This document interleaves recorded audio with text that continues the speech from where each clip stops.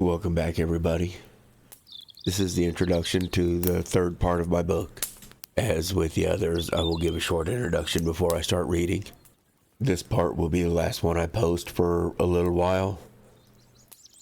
I got a lot of things going on, so going to be a little while before I can get back to doing this. But also I have to write a little bit more. So my book was written in two parts. One part was started fucking a long time ago. And then I wrote this part as an introduction to the other part not quite so long ago. And now I have to tie the two pieces together. And so before I can continue after today's read, I'm going to have to write the chunk to tie them together. So that might take a little while. Of course, I might just blow right through it. I never really know until I pick up a pencil. And we'll just have to see how inspirational this has been for me. I've already been chewing on some ideas, so hopefully it won't be that long. But we are rolling into the holiday season, and I have some stuff to do with some other things I'm working on. But trust me, I won't leave you hanging. We'll come back around to it. Now, last I checked, there were about 50 views on both part 1 and part 2. It was like 49 and 48, but still only 12 and 13 likes. So I would really expect only to get about 12 or 13 views on this part. So we'll see how that turns out. Because I don't know why you'd watch part 3 if you didn't like part 1 and part 2.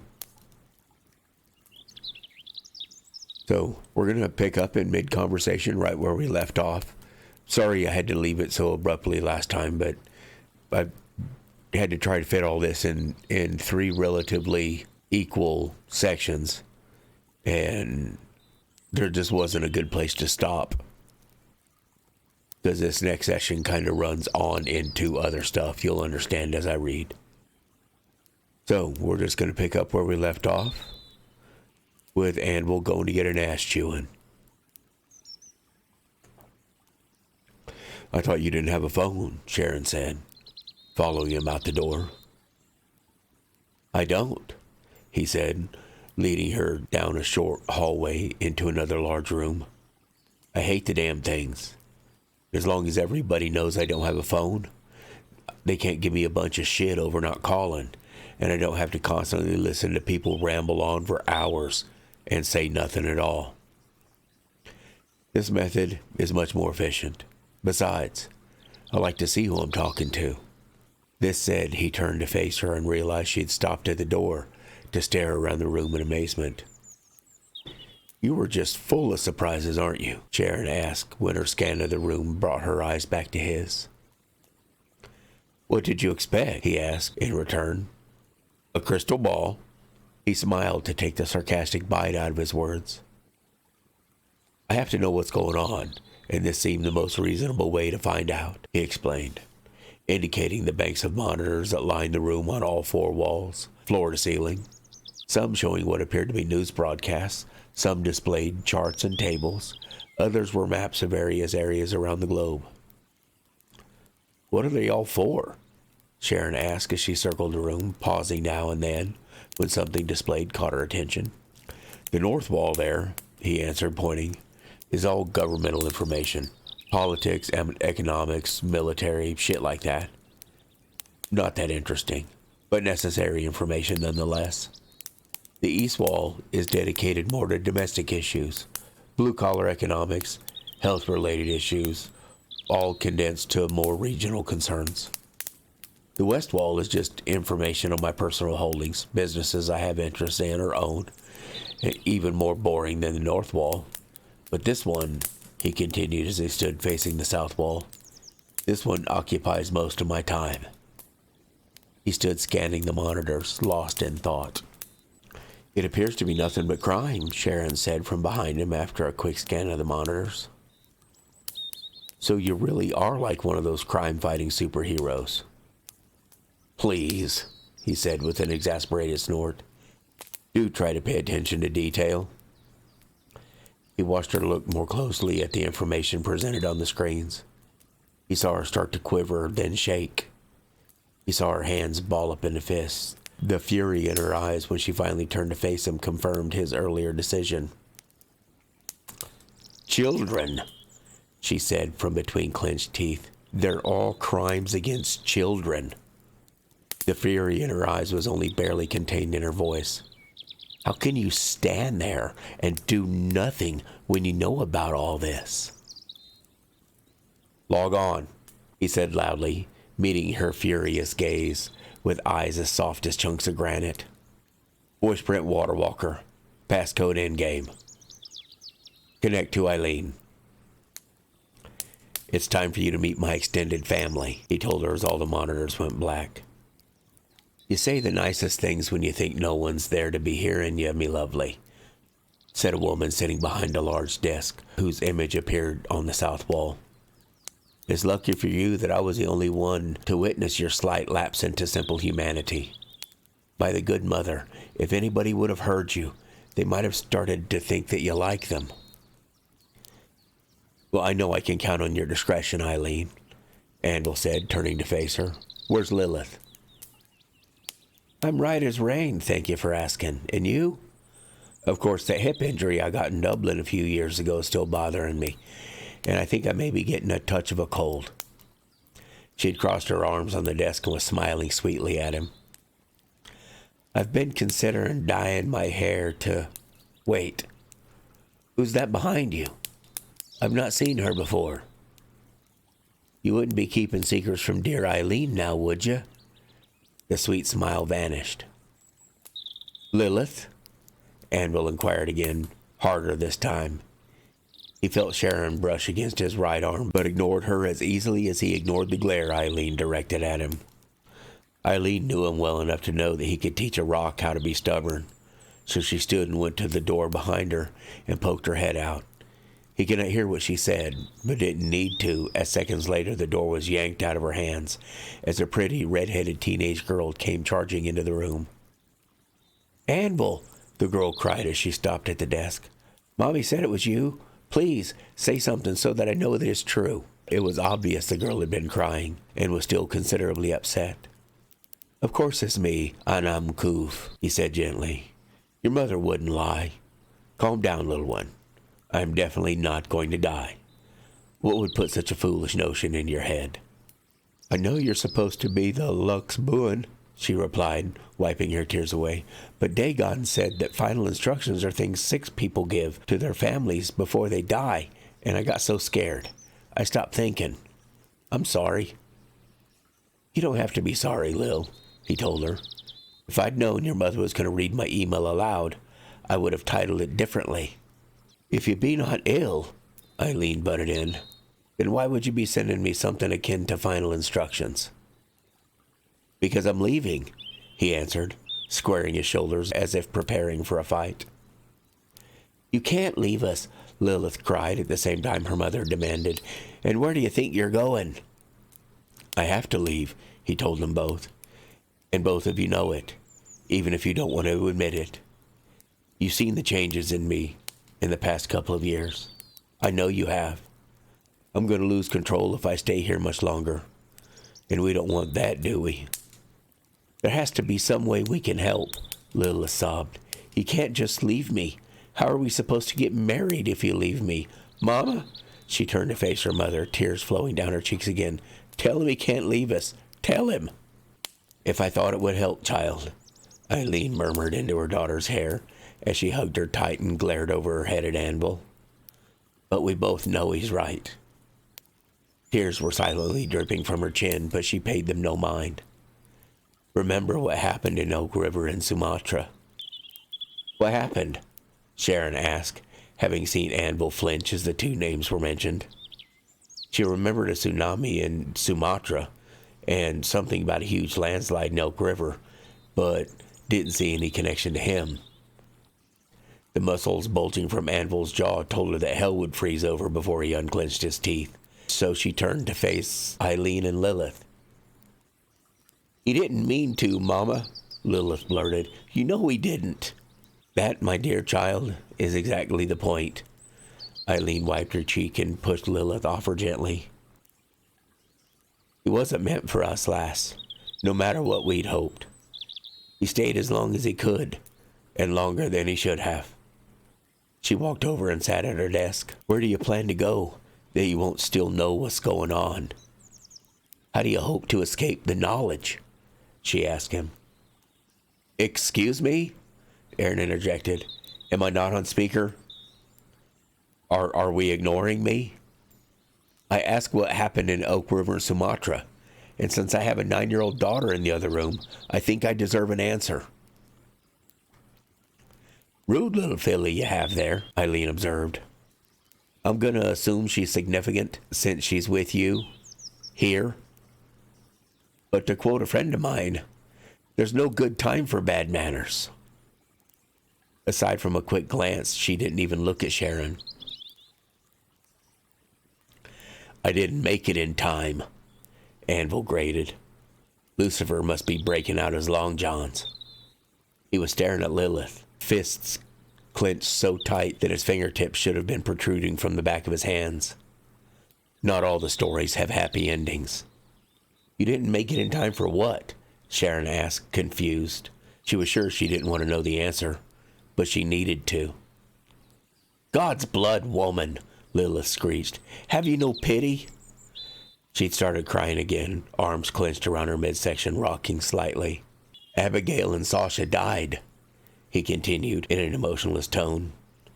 Admitted to Elk River Memorial Hospital on the 12th of June and again on the 19th of July. Both were treated for multiple lacerations on the 12th, and then on the 19th, Abigail had a broken arm and bruises covered her back. Sasha had both her right leg and left ankle broken, and her face was cut from hairline to chin on the left side.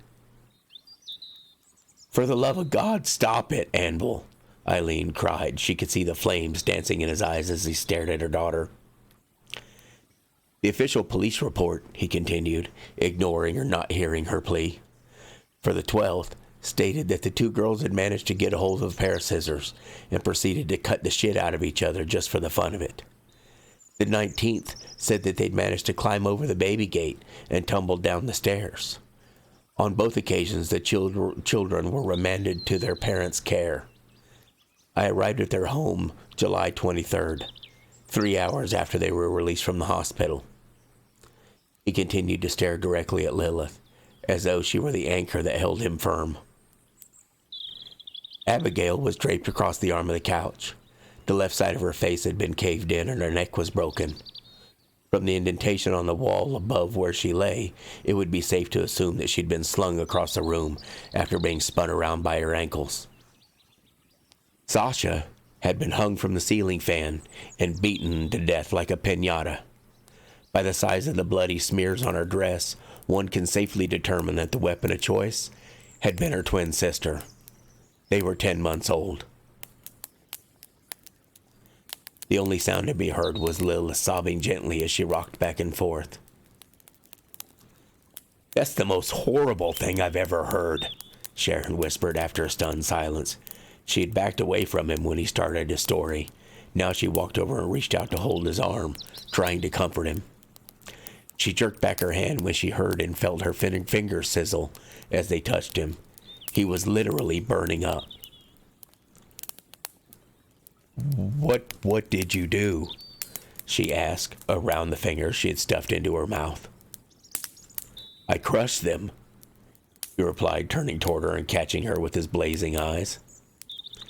Crush the parents? She stammered. If she could have seen his eyes, she wouldn't have reached out for him.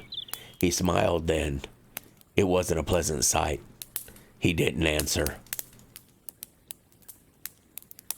He dropped a mountain on the whole city, lass, Eileen said when it became clear that he wasn't going to answer. He crushed them all. Sharon was looking from Eileen to him in disbelief.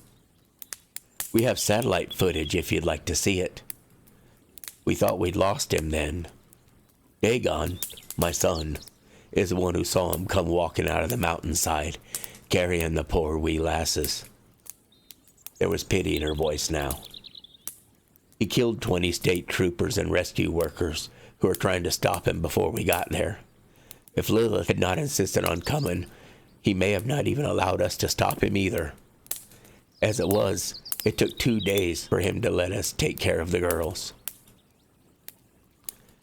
I'm so sorry, Sharon said, reaching out for him, then stopping just shy of touching him as she remembered her earlier contact. I had no idea. I'm sorry to put you through that again. You didn't have to tell me. I almost wish you didn't tell me. You got them, didn't you? The ones who hurt those babies? Them along with 20,197 of their friends and neighbors. He wondered if she got the point. All because I have anger management issues. And that's nothing compared to Sumatra. There were 37 girls between... I don't want to know, Sharon interrupted, flinging her hands up in between them. You have issues. I got that. I'll have nightmares enough already. That doesn't make you a monster, though. We all lose control sometimes. Your ability exceeds ours, so you can cause more damage, but the desire is alive in all of us. She put her fists on her hips and frowned at him. You think you're some special kind of mean because you blew a gasket after seeing 2 babies brutalized? You think I wouldn't be mad too? Anybody with a heart would want to lash out. Your lash just had a mountain at the end of it. That's definitely, different way to look at it, Eileen said, nodding her head slowly in agreement. And a valid argument. Bullshit, Anvil said, turning to face Eileen again. What if Lilith would have been there? He turned to Sharon. Or Amy. How valid would the argument be then? How would I be able to live with myself if something happened to one of them as a result of my collateral damage? I don't know who Amy is, Eileen said, but we both know you could never hurt Lilith. Not even accidentally, she finished with conviction. All the children in both places were eventually recovered unharmed. Even when you can't think of anything else, you manage to think of the children. Who's Amy? Lilith asked, wiping away her tears. Eventually recovered? Sharon asked. What do you mean, eventually recovered? What happened to him? He sent them away, Eileen replied. All of them. 1 minute they were playing, the next minute they were somewhere else. Some thousands of miles away, and 2 were in a completely different country. He didn't even know he'd done it, believing they'd all died with everyone else. He wasn't very pleasant to be around back then. But that's all behind us now, Lilith interjected. All those children were accounted for and have been well provided for. You can't let those 2 accidents make you leave. What about the good things you do? Who will help with all the children if you leave? You can't just walk away. You can't. I can, my dearest child, Anvil said softly. I can and I will. I must. You know it's true. The fact that we don't want it to be true doesn't make it less so. As far as taking care of things while I'm gone, arrangements have been made, and others have been set in motion. Lilith was just standing there with her head down, not crying anymore, but not clearly liking the idea any more than she did a little while ago. Secrets, Eileen said. You keep a lot of secrets, my friend. This lady who do be standing beside you for one, faithful Eileen here, has not heard a peep about this one. She directed her gaze at Sharon. I'll be betting that the 9-year-old girl in the other room do be your daughter, and Anvil here has stolen her heart. He does that, you know. Finds children and steals their hearts. Diabolical. That's what it is. He is standing right here, Anvil said with a frown, and he can hear every word you're saying. I don't steal the hearts of little children. I simply love them more than their parents do, and I can't be held responsible for their reaction to it. Sue me. He shook his head briskly as if to clear his thoughts.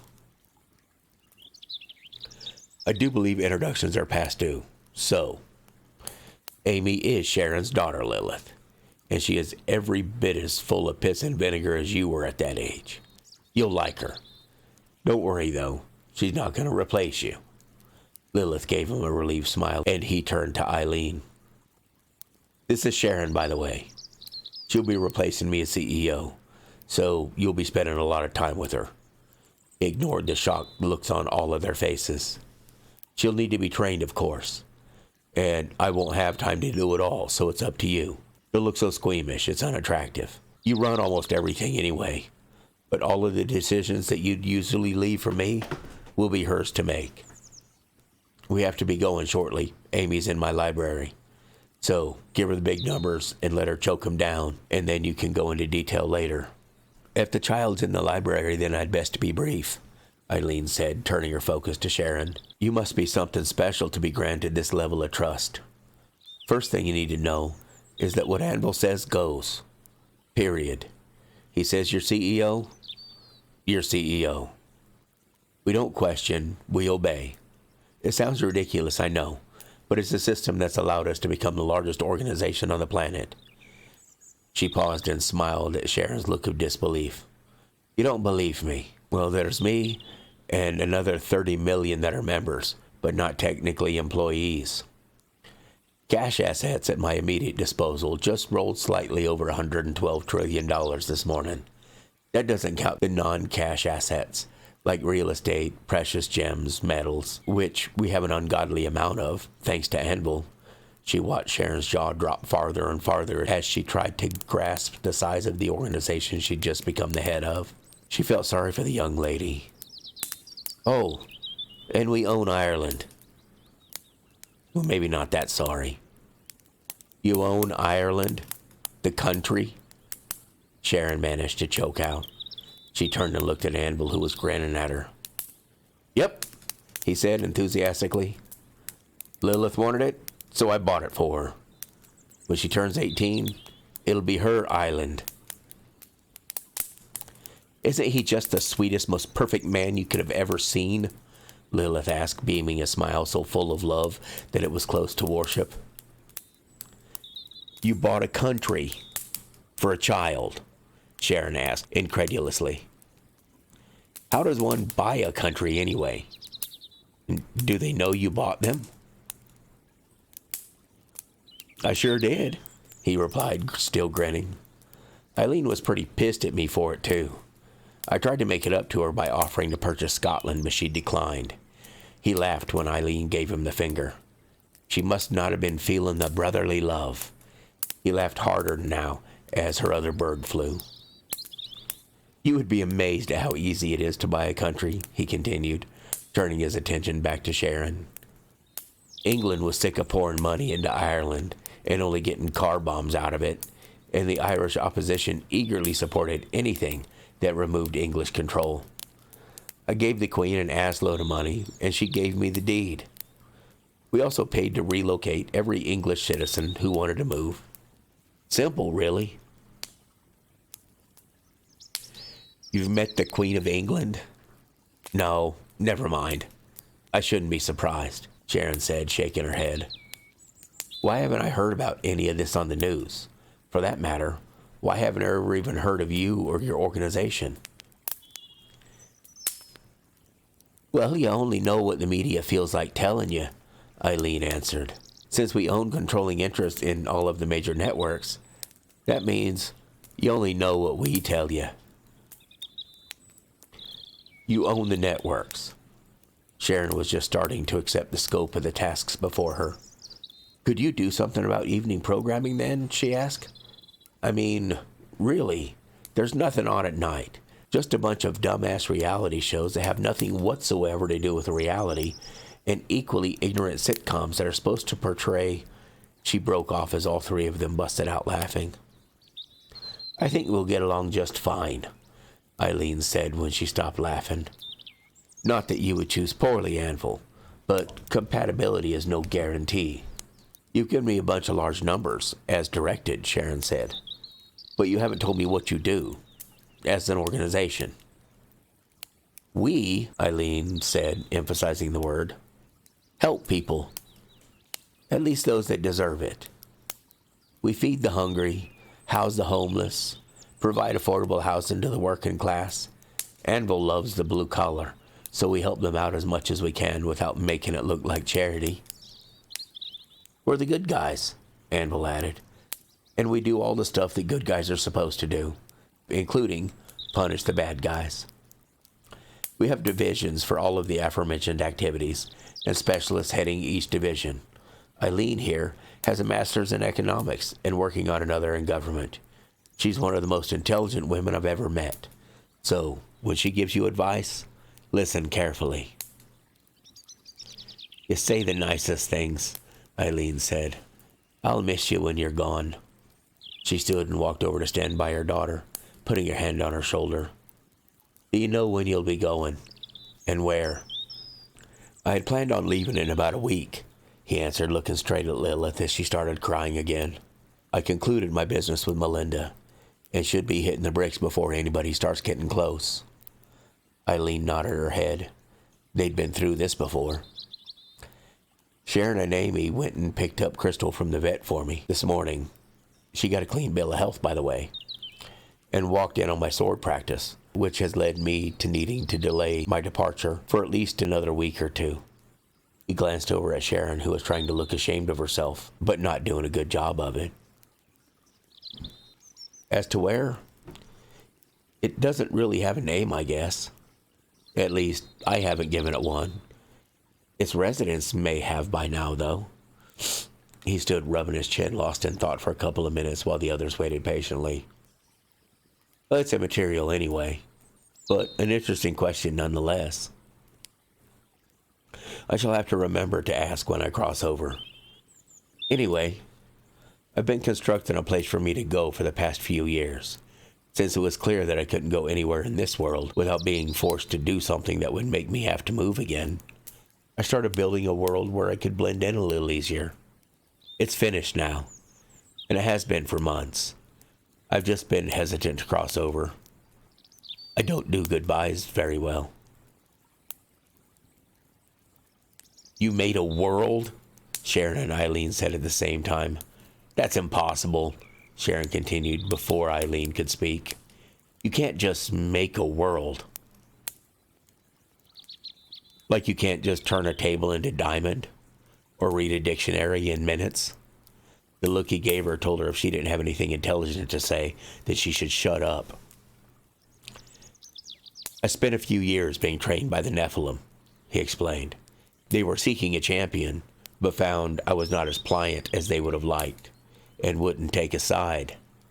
Now they're more than happy to get me out of their playground, so they provided me with information I needed to build my own world. They were, after all, around when God made this one, and the big man's unlikely to sue for copyright infringement. Well, Eileen said after a long pause, I'll not be believing I'm asking, but did you make other people for this world of yours? Yep, he replied, smiling at their obvious discomfort. All kinds of folks. Elves, trolls, orcs. If you've ever heard of them, I made some. I'm an equal opportunity kind of guy, after all. He looked at all three of them as they all stood looking around uncomfortably. Tell you what, he said after a silence that seemed to stretch out for an hour. I'm going to let you ladies get to know each other while I take Amy to go get some ice cream. He turned to Sharon. When y'all finish, you need to return to the library and read the books that your daughter has, so you won't get too far behind. He turned and started for the door. While I'm gone, perhaps the thought will come to one of you that I'm the same man who walked into this room. He slammed the door behind him. He keeps so many secrets. He kicked an end table down the hall. That, he continued, as he tossed the table back in the direction it came from, is exactly why he keeps so many secrets. He never understood why everybody looked at him as a different person when they found out what he could do. Nobody ever looked at a man differently when they found out he was a plumber or a lawyer. Oh my, Bob, you're a carpenter? Well, I just don't know what to say to you anymore. Sharon was more understandable than Eileen or Lilith. He expected better of them. Probably shouldn't have, but he did. They'd known him for a long time, seen him do things most considered impossible. He should have taken it in stride. So what if it was a big pill to swallow? He stopped outside the door to the library and leaned his head against the wall. He had to calm down before seeing Amy. He never liked being angry around children. They were quick to assume responsibility for it. He regained his center by thinking it was almost over. A couple of weeks, and he'd be somewhere he wasn't such a freak. He didn't doubt he'd still stand out, but anonymity is easier to achieve without radio, TV, or the internet. It was going to be great. "Are you ready to go, little one?" he asked as he entered the room. "Sorry to take so long, but you know how your mom can just talk and talk and talk." Amy wasn't sitting at the desk where he left her, so he wandered up the aisles as he talked. "She's still talking now, as a matter of fact. I didn't see any reason to stand there and listen anymore, and I knew you'd start wondering where we were, so I left her there." He saw her standing and staring at a pulsing blue ball about the size of an egg, and walked over to put a hand on her shoulder. "You weren't gone that long," she replied, not looking up. "I know it seems to me like you were gone hours, but I know it's your continuum stone that makes the time pass differently here. Your inventory lists too. There's this one. Where's the other?" "Inside me," he answered, bending over and scooping her into his arms. "A friend of mine put it there because she wanted me to stick around for a while. Do you want to go get ice cream now? Or should we stand here staring at pretty blue rocks all night?" "Inside you," she said, placing a tiny hand over his heart and staring intently into his eyes. "I don't think that's very safe. Does it hurt? How long has it been there? Can you take it back out? Does that mean you can never grow old? Where is it in you? Do you want ice cream or not?" he asked after putting a hand over her mouth. He could tell from her furrowed brow that she was frowning at him, and her right foot started tapping the air just below his chest. He arched an eyebrow at her expectantly and was rewarded by a single affirmative nod. "Good," he continued. "I don't want to have to go alone." The wet spot on his palm told him that she'd stuck her tongue out at him, and he laughed at her. "There'll be plenty of time for your questions, little one. You don't have to ask them a dozen at a time. Let's keep my internal continuum stone between us, please.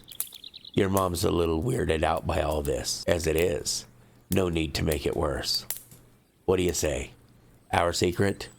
He took his hand off her mouth and waited for her to decide. "Do you love me?" she asked instead of answering him, staring straight into his eyes from eyes that seemed much older than her years could justify. "You know that I do," he answered. "Will you ever lie to me?" she asked, her gaze unwavering. "I will not," he answered again, feeling caught in some type of ritual. "Do you love my mother?"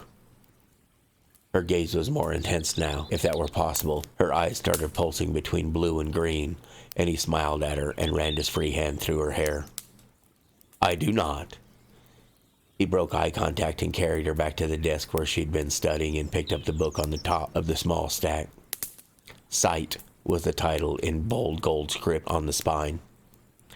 "Belief, Stage 1" was the next one down, followed by a tattered-looking book titled Know Yourself. "If you do that much longer, you'll get a headache," he said as he set Amy on the corner of the desk. He kept staring at her until her eyes returned to normal. "This is very important, Amy, so pay attention. Don't jump ahead in your studies." She looked away and started swinging her feet. "No bullshitting around here, girl," he said sternly as he grabbed her chin and forced her to look at him. "You can end up killing yourself, or someone else, or worse. I'll have your word on it, or else I'll erase your memory in a day and take you home." He didn't like the way her eyes went wide and the moisture started welling up in them, but he steeled himself and just stood, waiting. "I promise," she said, wiping her eyes before the tears fell. "You never said I couldn't read more, and you were gone so long. I'm sorry. I didn't know I was doing something wrong. Please don't be mad at me." She put her chin down and folded her hands in her lap. "I'm not mad, sweetie," he said gently, pushing her chin up. "I just have to make you believe that really bad things can happen if you try to go too fast, and I couldn't stand it if something happened to you. You can read all you want, but don't try practical application without supervision, at least for a while. You're very smart, and a lot younger than I was when I started, so until I know more about how fast you'll learn, we'll take it slow, okay? I love you too, she said, and I will never lie to you. She stood on the desk and leaned out to kiss his cheek. I do love my mother, but I'll keep whatever secrets you want me to. She grinned impishly at him. Can we get ice cream now? Thought you'd never ask, he answered as he hoisted her off the desk and set her on the floor. As we walk, you can tell me what you learned today, and we may practice a bit. As he expected, Amy was full of questions, and he did his best to answer every one as completely as possible during the 6-block trip to Captain Cold's Ice Cream Emporium, big name for a little ice cream and soda shop. The sign covered the entire storefront, and there were only 12 booths and an 8-foot bar with stools. There were 7 people sampling Captain Cold's products when they walked in, just as the sun was setting. Good evening, sir, an old man behind the counter said. Do you know what you want, or do you need a couple of minutes? Anvil smiled as he watched Amy press her face against the glass in front of the cooler. She was rushing from one to the other, pointing at the different flavors. You better give us a little while, buddy, he told the old man. That or a scoop of everything. If I got you a scoop of everything, then she'd want a shake, the old man said with a cackle. Take it from me, young man, he continued. Even when they're that young, the best thing a man can do is wait for them to make up their mind. If you try to... The bells above the door interrupted him, and Anvil turned to see why the old man stopped talking. 4 teenage boys had walked in. 2 were black, 1 Hispanic, and 1 white. They were led by a black man in his mid-20s. 2 had pump shotguns, and the other 3 had semi-autos. 9 mils by the look of them. Nobody fucking move, the leader yelled as he pumped his shotgun dramatically. The shell that was ejected flew right at Anvil, who caught it and held it out to the man who was standing in front of him now, pointing the shotgun right at his face. Pumped it in the car before you came in, didn't you? Anvil asked with a grin. Do you want to put this one back in? That shit never happens in the movies, does it? Kind of makes you feel like an ass rod, doesn't it? Look at my big scary gun, and watch with awe and trembling as I eject my ammunition. Motherfucker, you crazy, the man said as he snatched the shotgun shell from Anvil's hand. He stuffed the barrel into Anvil's eye socket. Look down that motherfucking barrel, asshole, he continued, and see that I got ammo, enough to blow your motherfucking head off. Anvil, Amy screamed, starting to run over to him, but was grabbed by the white kid. It's okay, sweetie, he said. Just stay there. He reached up and pulled the gun barrel out of his eye so that he could look at her. There's nothing to worry about, little one. This'll be over in a minute. He smiled as she stopped struggling to get away. And you, he said, turning his attention to the young man who had her by the arm. You filthy piece of shit. You'll turn her loose. Now. He could feel the rage coming on and was fighting it with all that he had.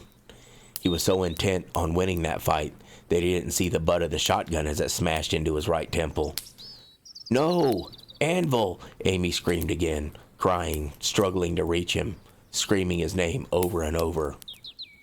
Crazy motherfucker, the leader said again as he put the barrel in the back of Anvil's head as he was trying to stand back up. The people with the guns give the orders around here, not you. Now open that register, old man, and empty it into a bag.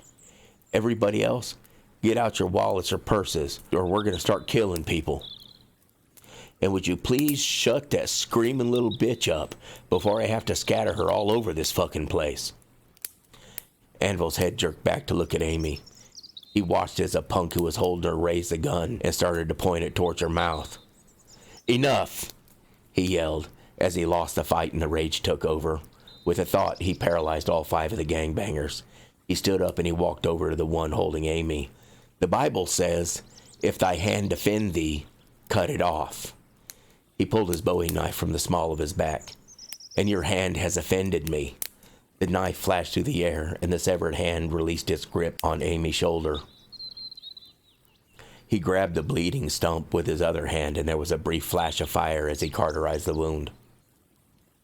"I'll not have you bleeding to death." He looked into the punk's eyes and was completely unmoved by the tears streaming down his face. Tears of pain and fear, and from the smell, the punk had defiled himself, and the puddle at his feet was unmistakably urine. Anvil grabbed the hand that still held the pistol and raised it up and started stuffing the muzzle in the punk's mouth. Please stop, Anvil." Amy was jerking at his coat, trying to get his attention. "Big man," he said to the punk, ignoring Amy's pleas. "Come in here all hot shit." He felt teeth breaking, but didn't stop. "You were gonna stuff this gun in a little girl's mouth. A little girl. Now look at you, you pathetic pile of shit. Too bad you're not gonna live long enough to find out how it feels to try to shit this gun out, as I intend to cram it all the way down." "Stop!" Amy was screaming in his ear now. She dragged one of the stools over and climbed onto it. She reached out and grabbed both of his ears and pulled until he was looking right at her. "Please stop," she said again, and was relieved to see the flames disappear from his eyes. "I'm so sorry, little one," he said fervently, as he turned loose of the punk and scooped her off the stool and gave her a hug that should have pinched her in half. "Did he hurt you? Are you okay?" He set her down on top of the bar and started scanning her for injuries. "I wouldn't say that I was okay," Amy said, pushing his hands away, "but I'm uninjured." Good. That's good," he said, still scanning her for injuries. "I don't know what I would have done if they hurt you." His frown deepened as he turned to face the perpetrators. "I shouldn't have let it go on so long," he continued. "I should have killed them when I saw the guns. My mouth sometimes overruns my thought process, though. As is customary when something like that happens, I made a bigger mess and let folks get frightened. Sorry, y'all," he concluded, for the first time addressing the other Captain Cold's guests. "And killing 5 people as they entered wouldn't have frightened anybody, would it?" Amy asked. She'd hopped down and was attempting to wipe the blood off Anvil's hands, making sure none of it was his. His head was bleeding from being hit with a gun, but she couldn't reach it to clean it off, and he seemed not to notice it at all. "That part's gonna happen anyway, little one," he said, pulling his hand from her grasp. He pointed at the perpetrators, and one at a time they slid across the floor until they were lined up in front of him. "I'm sorry," he said loudly, gesturing at the front door to make it slam shut, almost pinching a fleeing customer's hand off in the process. "I cannot allow you to leave yet," he continued. "We have business to conclude." Upon hearing this, the 7 other guests huddled together by the front door and gave him the deer in the headlights look. "You are not going to kill these people," Amy said, playing herself right in front of him. "Not all of them," he agreed. "Just these 5. He looked at her then and smiled sadly. "I'm not a monster, Amy. I don't kill innocent people. When I can help it," he added to himself. "I know who you were talking about, retard," Amy replied, kicking his shin to punctuate her sentence. "You're not going to kill anybody," she continued. "It's bad enough I had to see you cut that one's hand off and stick his gun in his mouth. I know you've helped a number of people obtain the next level of existence. I remember all of your stories. But this is different. It's different being in one of your stories. I don't want to see you kill anybody." "Then you'd best close your eyes," he told her with a smile. She just put her fists on her hips and glared at him. He sighed. Women. They had no sense of humor. "Then what would you have me do with him? Spank him? Perhaps a harsh grounding is in order?" He ignored her indignant look and continued. "Justice demands the punishment be equal to the crime. Would y'all come over here by the bar, please?"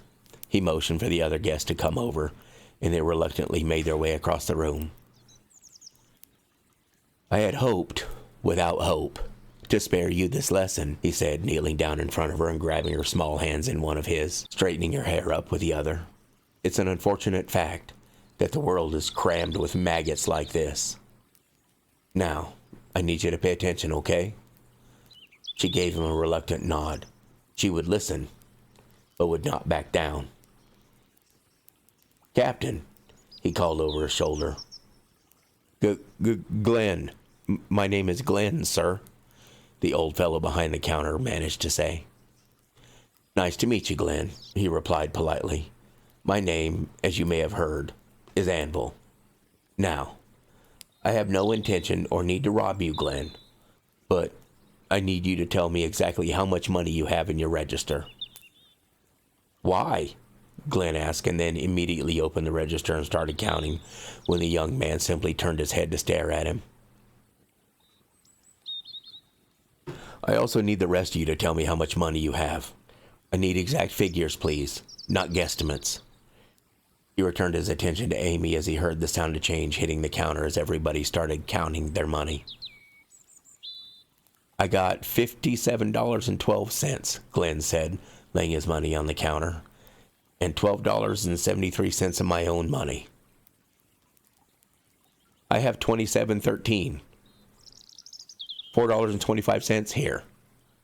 $16 even. $17.79. $11.37. $58.72. 42 cents, the last one said, sounding embarrassed. "So, $205.53, Anvil said as they put their money away. He looked intently into Amy's eyes, and she saw the embers start to burn again in his. "Collectively, our lives were worth $205.53 to these maggots. That means your life alone was worth $20.55. He paused to let that sink in. He stood and turned to look at the other guests. They were ready to kill us all for half the price of one of their guns. How ridiculous is that? Are we expected to believe there's some dramatic reason for this holdup? Perhaps somebody's mother is in a hospital dying and is going to be put out if she can't come up with the money for her cardiologist college degree, and they were only $200 short, so her son got his buddies together and they voted on robbing the only store in town most likely to be populated by children. My guess is that they're simply pieces of shit who place no value on human life." He knelt back down in front of Amy. "My question for you, dearest of children, is what value do we place on their lives?" All eyes in the shop turned to the little girl, including those of the five she now stood in judgment of. She didn't care. She saw only Anvil. "I did not say they didn't deserve to die," she said pointedly. "I simply said I didn't want to see you kill them."